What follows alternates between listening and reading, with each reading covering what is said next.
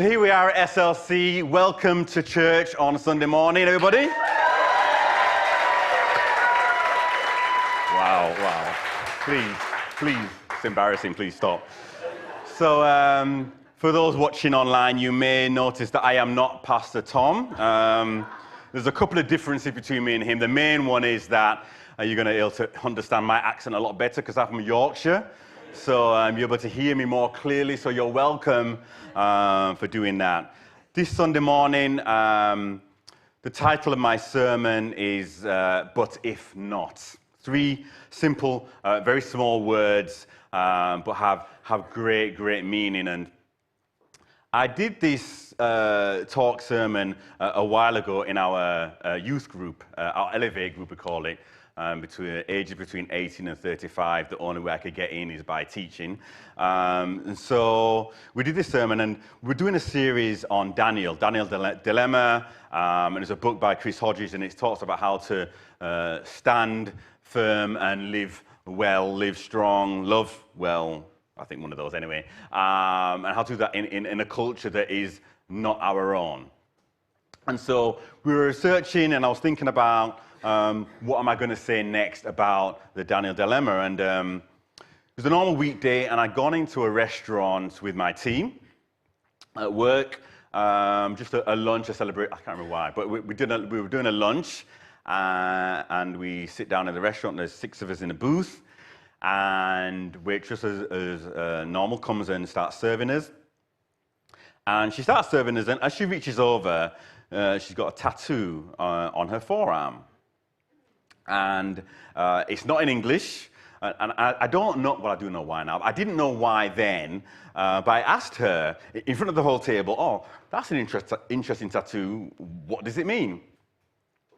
And she responds, and she says, actually, it's the words, but if not. And she starts telling me about, and telling us at table, why those words were important to her. And we're all there, and she's telling us, but if not, I'm a Christian. I don't know if you are, but I'm a Christian. And those were the words that Shadrach, Meshach, and Abednego had said to the king.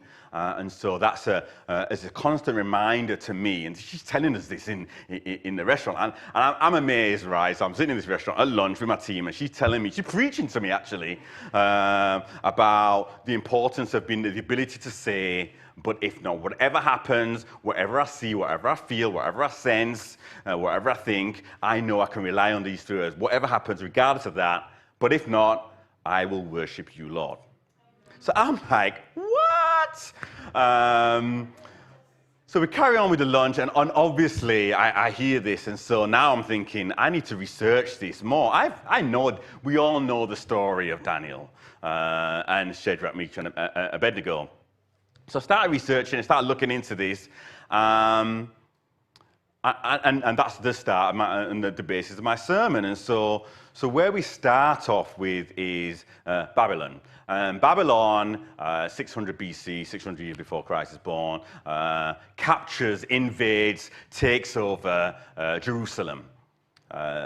You know and I know that Israel and Jerusalem are really important. These are God's people, and they are captured, taken away from their homeland, from everything that they know, and taken into Babylon. And what Nebuchadnezzar the king does is not just take the people out, but he picks the wisest, the smartest, and the best looking. I don't know why the best looking, but he picks out the most handsome guys, the most intelligent guys, the most wisest guys out of Jerusalem.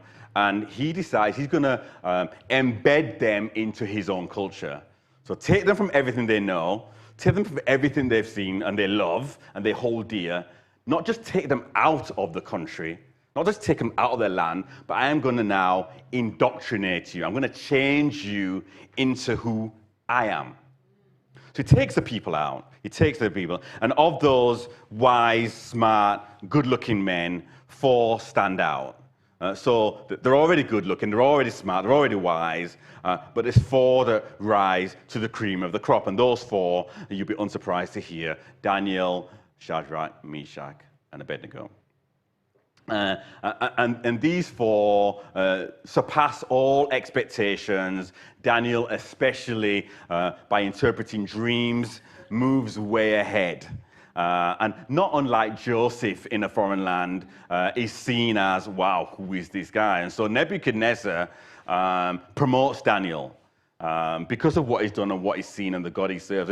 And these guys do not adhere to all the principles and all the rules, but they still rise to the top. So where we get to the story is Daniel's requested Nebuchadnezzar said, not only promote me, but promote Shadrach, Meshach, and Abednego, promote those guys. And what Babylon does, what Nebuchadnezzar does, is not only take the people out, but it changes their names. And now you and I, changing a name may not be a big thing. Philip, John, Michael, whatever we're called, it doesn't mean so much now as it did back then, because your name really meant something then. So let me tell you what the names were before and after. So we know Shadrach, Meshach, and Abednego, but their names actually to begin with were Hananiah, Mishael, and Azariah. Hananiah means Yahweh has been gracious. Now, that's a name, right? So when you call my name, when you call me, what you're saying is, Yahweh, I am reminded every single time you hear my name that Yahweh has been gracious. Mishael, who can compare to my God? No one. That's a name. That's a name. Azariah, Yahweh has helped. So those were the names that those boys had grown up with. Nebuchadnezzar takes them out of their homeland, takes them to Babylon, and changes their name. Hananiah was Yahweh has been gracious. His name's changed to Shadrach, which means I am fearful of God. I am afraid of God. I am terrified of God. That's what his name now means. Mishael goes from who can compare to you, God, to who can compare to my God. He goes to that to Meshach. Meshach means I am despised and humiliated. Azariah goes from Yahweh has helped to servant of Nebo. Nebo is one of the gods in that time in Babylon. So imagine the impact of that. You have loved your name, you have celebrated your name, and it's changed from all about God. And what Nebuchadnezzar is doing is trying to change the identity. You are nothing. Your God is nothing. You are afraid of your God. You are a despised person. You are humiliated. You are not a servant of God. You are a servant of Nebo. That's what Nebuchadnezzar is trying to do. But yet still, those boys rise to the top, as I said, and they're promoted, and they're set over the affairs of Babylon. So they are in government. They are the administrative people over the affairs of Babylon. This is no small thing. This is no small thing. And this is where they're at. Nebuchadnezzar then decides that he's going to build a huge statue of himself. Imagine the size of the ego of a man. He's already king. He's already the top dog. He's already the number one. And he decides, not only that, but I'm going to build a statue of myself. And that statue is going to be huge. And I build this statue, and I'm going to ask everybody, demand of everybody that they worship and bow down to my statue. Not to me, but to my statue. Imagine this guy. So he said, when the music plays, he defines all the instruments that are going to be played. When you hear this sound, when you hear this music, I demand of you that you bow down. And this is what everybody does. Well, not everybody. So the music plays, bows down, and everybody bows down. But others notice and they recognize and they see that Shadrach, Meshach, and Abednego do not bow. They do not worship and they do not adhere to the requests, the demands of the king. Now imagine how mad Nebuchadnezzar is. Nebuchadnezzar has promoted these guys. He's taken them out of their land. They are effectively slaves, and he has promoted them to look after his kingdom. I can imagine, I don't know this, but I can imagine that there must have been people who would have been saying, who are these guys? King, are you crazy? Why would you promote these people? They're not our people. They're not from us. They don't know what we're about. Why would you promote them to run your government? But Nebuchadnezzar, despite that, promotes these guys. Now, they are the only ones that are disobeying him. The man has an ego the size of Babylon, build a statue, and these boys, who he's promoted, decide not to worship him. So the king is mad.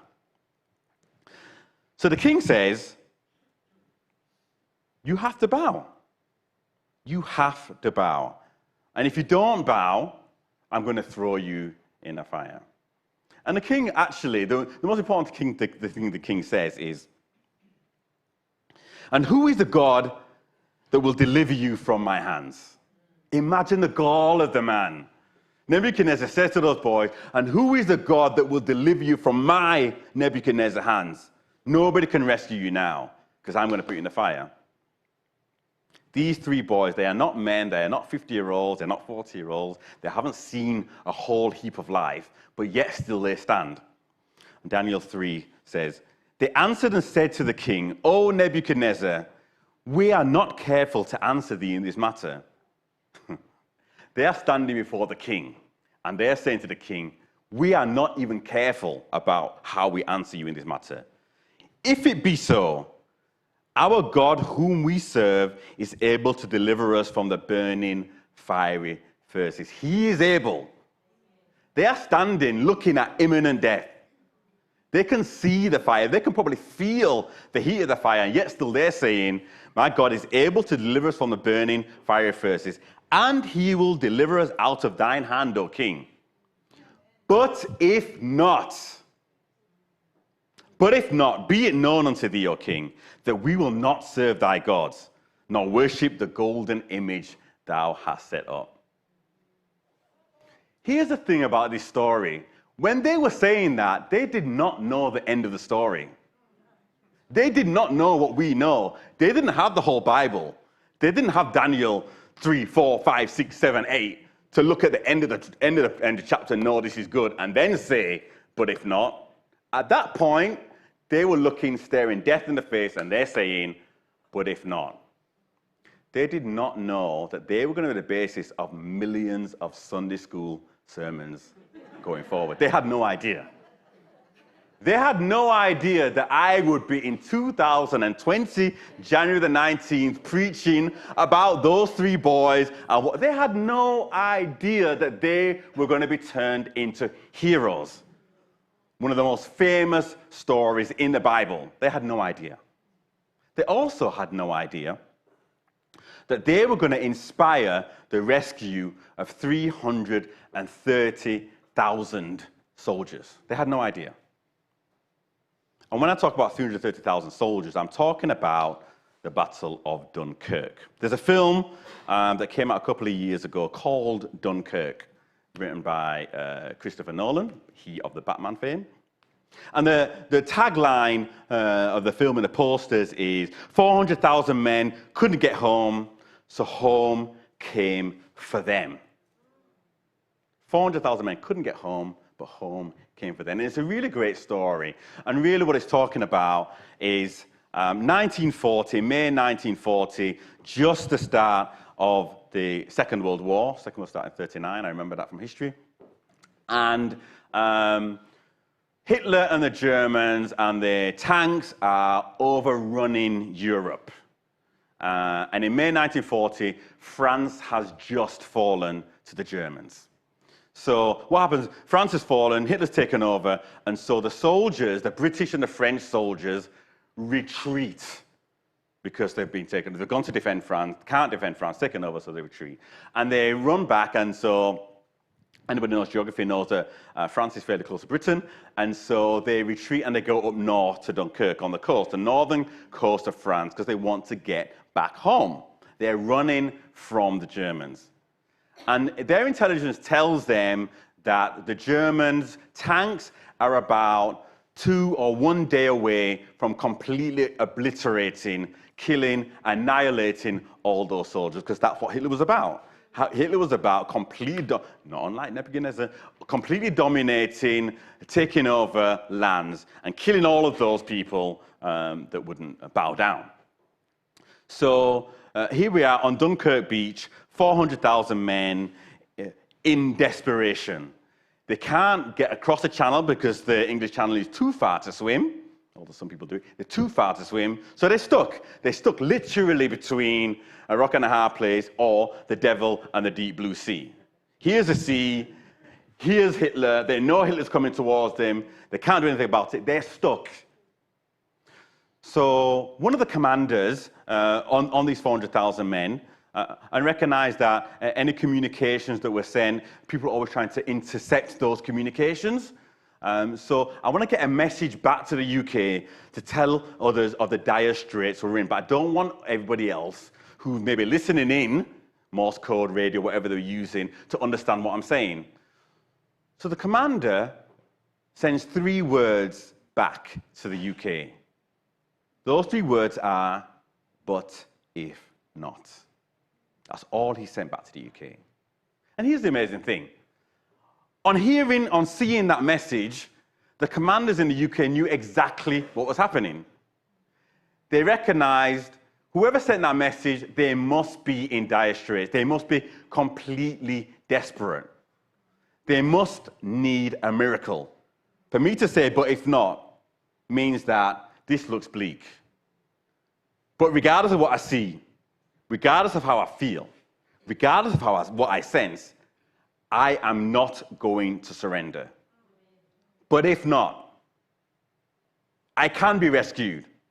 I can be saved. He is able, but if not. So what happens is that the British commanders, Admiral Ramsay in particular, in the UK says, okay, now I'm inspired. These guys are about to die, but are still saying, but if not, we have to do something. We have a day, literally a day, based on intelligence that I know about Hitler's army coming towards them. We have a day to go out and rescue these guys. Now, I haven't got a big enough navy. What am I going to do? So Admiral Ramsay sends out a call to the British people, anybody who has a boat, a fishing boat, a dinghy, a yacht, any kind of vessel, and says, we need you to get into your boat, get into your dinghies, get into yachts, get across that channel, and rescue as many people as you can and bring them back to the UK. They've said, but if not, and we are now going to say, but if not. So what do? They get into their boats. They join the Navy, and there's a flotilla of ships, boats, dinghies, going across the channel, going to rescue 400,000 British and French soldiers. And when you read the history, there's something inexplicable that happens. So I told you that Hitler's army is a day away. For some reason, Hitler stops the army. So instead of getting there in one day, it's 9 days later they get to Dunkirk. In that 9 days, the ships, the boats, the dinghies, the Navy are able to go back and forth and rescue 330,000 of those men and bring them back home safely. That's an amazing story. Come on now. 3 words, but if not, inspires a country to respond. It inspires a country to get out there, get on their ships and rescue, pull them on board. Some could only do 2 or 3 men at a time onto their boats, risk their own lives, because at this point, the German planes are flying over to attack. I'm going to risk my life because they've said, but if not. That's inspired by Shadrach, Meshach, and Abednego. So here's my thing. How do I get to a place, how do we get to a place where we can say, but if not? How do I do that? And so it's interesting, we're at the start of 2020, and everybody's making plans and resolutions and commitments to what's going to happen for 2020. Here's my contention to you. A plan is not enough. A resolution is not enough. I saw a clip by Denzel Washington, and he was talking about commitment, a plan, a resolution gets you started, but consistency gets you to the end. So resolution is not enough. So I believe that there are three key tenets, three key pillars, if you like, that we must hold on to in order to get to that position where we can be saying, but if not. And those three, I believe, are: what do you believe? To embrace and to endure. Belief, number one. He said, bedrock of our faith. I believe, I believe, I believe. I want to give you a way to relax a little bit, because here's the thing: absolute belief doesn't necessarily mean that there's an absence of all doubt. The two can coexist. You're human. I believe, but that doesn't mean I have no doubts. The two can go. Here's the thing: I believe, but I have to feed that belief until it actually becomes bigger, overwhelms, and dominates the doubts. So the doubts are going like this, and my belief is going like, that's the process that we're in. That's the life that we're living. I need to feed. Now, here's the thing for me. I know it's easy for me to believe that God is real. I've been brought up in an absolute Christian. I was going to church, literally, I was born on a Sunday, and that's the only reason I didn't go to church on the first Sunday. That's the only reason. I was literally in church every Sunday, every Tuesday for young people's meeting, every Wednesday for prayer meeting, every Friday to for cleaning the church, and every Saturday for practice. That was my life. And Sunday wasn't just Sunday morning; it was Sunday morning, dinner, and then Sunday night. And I might get home 10:30, 11 o'clock on Sunday night. I was born. So it's not hard for me to believe that God is real. Harder for me to believe that I am absolutely who He says I am. That's my personal challenge.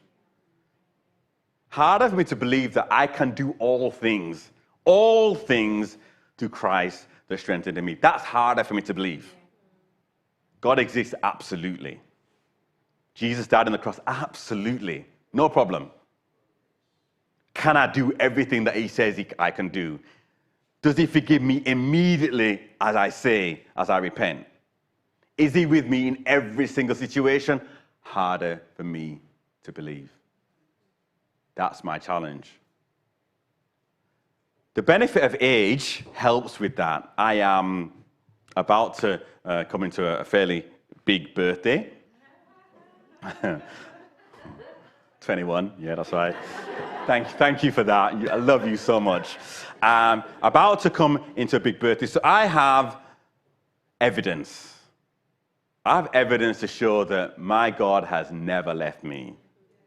I have absolute, irrefutable proof to know that when I was at my lowest, when I thought nobody was with me, when the thing that I loved the most, the thing that I held dear the most, which happens to be my reputation and my status, when they were gone, when everybody was talking about me behind my back, when I had nobody with me, I have absolute irrefutable proof that He was with me in the midst of that.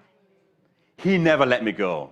He never left me, and He absolutely never forsook me. I know that. You can't take that away from me. So the song that I've heard Kurt Franklin sing, it says, Lord, I believe, help me to believe. Help me to believe. I know You're real, but I still need to believe more. I don't want to just make it through. I don't want to just scrape through. I want to live my life in an abundant way, knowing that I am who You say I am, knowing that I can do all things through You, Christ, who can strengthen me, and knowing that I can absolutely say, but if not, because He's able. Because He's able. So believe is number one. Number two, here's a challenge, is to embrace the process that you're going through. James is quite a tough chapter, tough book to read, because James does not hold back. James 1:2 says, "Count it all joy when you fall into various trials, knowing that the testing of your faith produces patience. But let patience have its perfect work, that you may be perfect and complete." When it looks your bleakest, what James is saying, count it all joy. I love how it's 4 words that are really small and really simple. Count it all joy. Count it all joy. Count it all joy. I can say that now because I'm feeling quite good. Put me in the midst of a trial and tell me to be joyful, that's a harder thing to do. If I truly believe that he's with me, if I know that I know that I know he's with me, then I can count it all joy. Because I know he's working in me. I know he's working patience in me, and I know he's working to make me perfect in him. Another Sunday school song, "With Jesus in the vessel, I can smile at the storm." Beautiful song. Easy song. 5-year-olds, 6-year-olds, 8-year-olds singing. No clue as to what the song means and what it represents. With Jesus in the vessel. Man, that's a tough thing to do in the midst of the storm. Smiling at the storm because I know he is able. And I'm telling every single one of you now, you're going to go, and I've said this before, you're going to go through, you're either in the process, just come out of the process, or about to go in the process. You're in one of those 3 stages. That I can guarantee you. I can absolutely guarantee you that. It's not what we go through. How are you going to go through that? What testimony are you going to come out of that? How are you going to prepare yourself for the next phase? And for me, more importantly, how am I going to bring others, share with others, tell others, encourage others based on a process that I have just come through? Testimonies are based on a test and not for you necessarily. They're for those others. And I talk about Shadrach, Meshach, and Abednego, and like I said, they had no idea of how many millions and millions of people they would inspire by those 3 words. Believe, embrace, endure. You have to go through, and you have to be consistent when you go through. And I said before, commitment gets you started, the resolution gets you started, the plan gets you started, but consistency is what's going to get to the end. Consistency and discipline are not exciting. They're not necessarily inspiring. They're absolutely requirement. I have a great example of consistency, and I'm going to send a video to my dad. Hi, Dad. My dad is the most consistent man I know on the planet. If my dad says he will be there at 2 o'clock, he won't be there at 2 o'clock. He will be there at 1:30, and consider that late. My dad is never late for anything, and especially for church. My dad is who and he doesn't know this, and he doesn't know that I aspire to be like him in that regard. When you're at my funeral and you're talking about me, what I don't want you to say is, "Oh, he was really exciting, he was really funny, he was so inspired." I'm not interested in any of that. What I want to hear you say, I won't be able to hear you necessarily, what I want to hear you say is, Philip was so reliable. When Philip said something, his word was his bond. When he said something, you could take that to the bank. No doubt. No excuses. He said it, he did it. He said it, he did it. That is my dad. That is my dad. At church, at work, in everything, he is absolutely reliable. And I thank God for that example I've had in my life. To not be swayed by the bright lights and the exciting and the unusual and the inspiring. That's all good. But consistency and discipline is what we require. And here's the thing about consistency and discipline. It's required because there's always a gap between the prophecy you have over your life and the fulfillment of that prophecy. The gap might be 2 days, it might be 2 years, it might be 10 years. What are you going to do in that gap? How are you going to be in the middle? You know what you know. You've heard what you've heard. What are you going to do in the middle? Consistency and discipline. Do what you need to do and do it all the time. Not because it's easy, not because it's exciting, because you know it's right. I've been on praise and worship teams for many years, about 30, actually I calculated last night, 34 years. I started when I was very young, very, very young. 34 years on a praise and worship, and I love praise and worship. You know what I love about praise and worship teams and those consistent team members? Regardless of how they feel, regardless of what's going on in their life. And I'm telling you now, when you see 2 people standing on stage, singing at 10 o'clock or 9:30, whatever time it is in the morning, they're not singing necessarily because their life is all sweet. They're not singing because it's all good. They're singing because he is good. They're not singing it because it's easy. They're singing because they know that he is good, and they're gonna push through the circumstances, they're gonna push through the situation, and they're gonna worship their God. And they're not just gonna worship their God for themselves. They're gonna inspire you, encourage you to worship despite what they feel, despite what they sense, despite what they see. That's consistency. So anybody who has a praise and worship team, who sees a praise and worship team, sing loud when they're singing. Clap loud when they're singing. Because we are inspired as a team by you being inspired. It's not easy for us. It's not easy for the team. Join us. Because all we want to do is make his name great. And as a group, as a congregation, as a team, that is an awesome thing to do. So, believe, embrace, and endure. So back to the story of the 3 boys. So Nebuchadnezzar said to them, you're going in the fire. They've said, we're not careful to answer you. Now, Nebuchadnezzar was mad before. On hearing that they're not going to be careful to answer him, they're not going to bow down, he is furious. He is furious. So he says, you're going in the fire. You're not just going in the fire as it was. I'm going to make it 7 times hotter. This guy is crazy. I'm going to make it 7 times hotter, and you're going in that fire. He puts the 3 boys in a fire.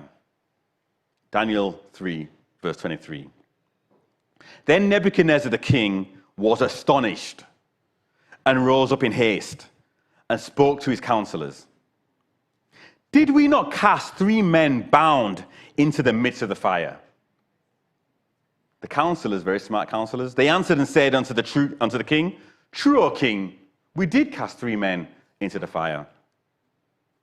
Nebuchadnezzar answers and says, Lo, I see 4 men loose, walking in the midst of the fire, and they have no hurt, and the form of the 4th is like the Son of God.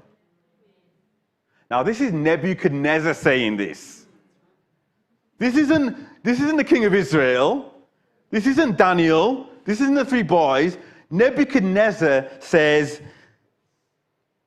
Lo, I see 4 men loose, walking in the midst of the fire, and they have no hurt. And the form of the 4th is like the Son of God. And I could go on for ages talking about the 4th. You know and I know that's a representation of Jesus Christ right there in the midst of the fire. And here's the thing. The miracle was in the fire. We want to look past the fire. We want to look past the situation. We want to get me through this, God, so I can get to the other side. In this circumstance, in this situation, for those 3 boys, their miracle was right there in the middle of the fire. And I'm telling you, God was right there in it with them. The whole time, God was right there. Didn't look like that, didn't sound like that, absolutely did not feel like that, but God was right there in it with them. And that's why their ability to say, but if not, he's with me, he's in it, and that's why I can say, but if not. There's a song, I'm going to read the words to the song, because what happened is I did this sermon a while ago, and then one of the church members actually heard this song, and this song was amazing because it actually fits exactly what I talked about. And here's one of the verses. There's a grace when the heart is under fire. There's another way when the walls are closing in. And when I look to the space between where I used to be in this reckoning, I know I will never be alone. There is another in the fire, standing next to me. There is another in the waters, holding back the seas. And should I ever need reminding of how good you've been to me, I'll count the joy in every battle, because I know that's where you'll be. I'm telling you now, he's with you in the battle. Amen? Amen? Thank you. Have a great week. Have a blessed week. Amen. Thank you for watching the YouTube channel, Sydney Life Church. We're so glad that you did. And if you would like to subscribe, please hit the button below and you won't miss any of the services. But also, if you were blessed by it, please consider partnering with us, and you'll see that link there as well. And share with others to get this message out. Thank you so much, and God bless you.